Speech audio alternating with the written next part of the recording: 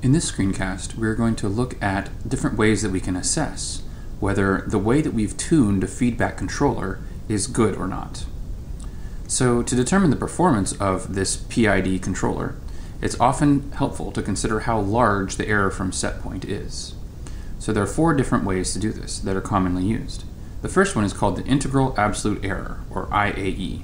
So basically what you do is you take the absolute value between your set point and your sensor value, and take the integral of that from 0 to infinity.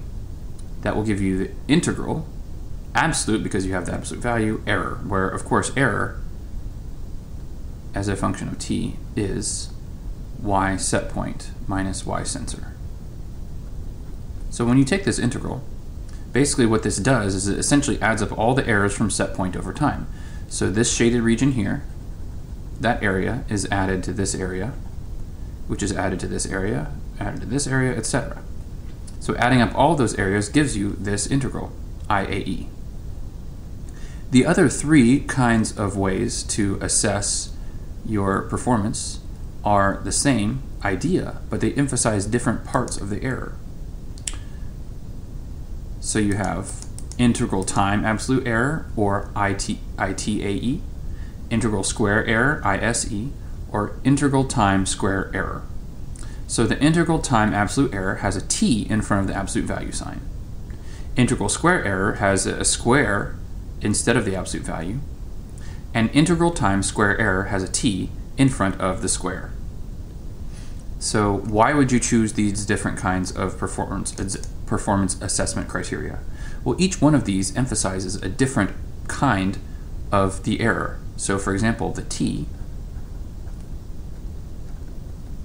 that's out front here in this one and this one, that t penalizes later errors,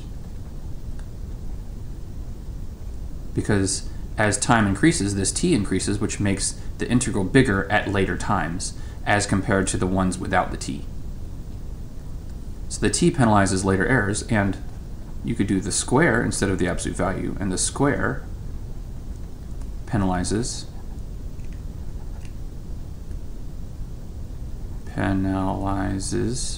larger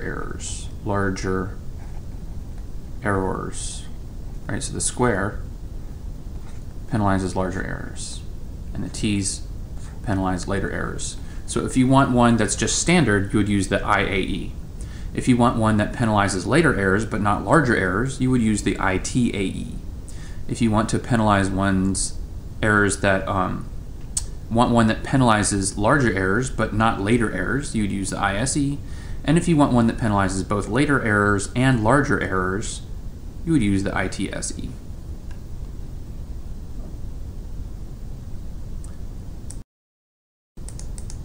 Now, while the goal is often to minimize these types of error metrics, feedback loops are also commonly tuned to display certain types of decay ratios. So remember, a lot of times when you add a feedback controller, your response will be oscillatory. So we're going to assume that kind of response when we're talking about this right now. So as most aggressive controller settings result in these underdamped systems, using the decay ratio is an easy way to eyeball whether or not your response is desirable. For example, the quarter amplitude decay ratio is a common target. So if we define our amplitude of your first peak as the difference between your first peak and your first trough, if we call that distance b, and then we define the amplitude of your second peak in the same way as the difference between the second peak and the second trough, and if we call that distance c, then the decay ratio can be called b over c, and quarter amplitude decay ratio would be when b over c equals 1/4. This is a fairly aggressive controller. And I say fairly aggressive, it's a relative term, because obviously you could make a more aggressive controller, except for that you probably would almost never want to have a controller that's more aggressive than this. That's why this is fairly aggressive. So in class earlier, what we had defined b as the height between the top of the peak and where the set point is, or the final steady state ended up being, when we said that this distance was b. But in practice, B and C are often measured from peak to trough instead of from peak to set point. And that's because early oscillations may not actually be symmetric about the set point.